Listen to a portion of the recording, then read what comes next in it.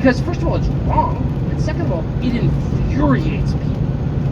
You steal it, maybe the fans sweep down from the stands onto the field. Maybe they get that mad. Who knows what they do if you treat them like that? Don't do that.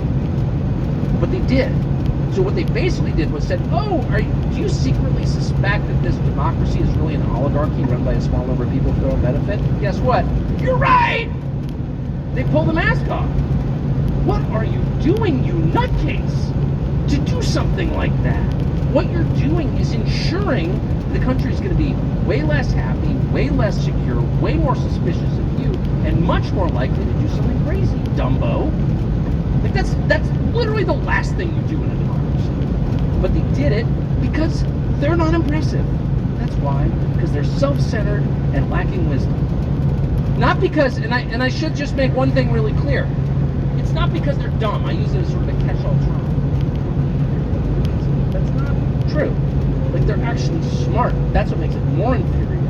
Intelligence is not the same as wisdom. Wisdom can't exist without self-awareness. As my father always used to say when I was little, the root of all wisdom is knowing how, he actually used a bad word, so I won't repeat it, is knowing how flawed you are. It's true.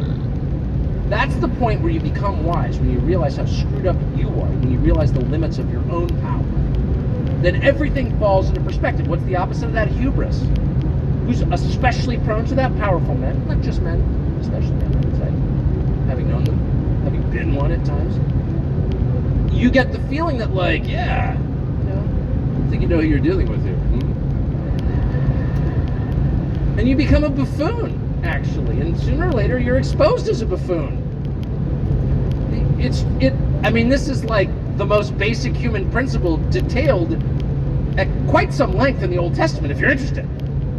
So anyway, that is a terrible and destabilizing thing. The answer is its mirror image. If you want things to calm down, apply democracy. It's really simple. And by the way, I'm not calling for direct democracy. Like, I get it, I took American history. We have a representative democracy that is designed to filter the passions of the majority through the kind of cool filter of wise people we elect to do that. And it's worked, actually, pretty well. Not perfectly, but pretty well. Better than any other country. And we need to do that again. So in other words, just because the majority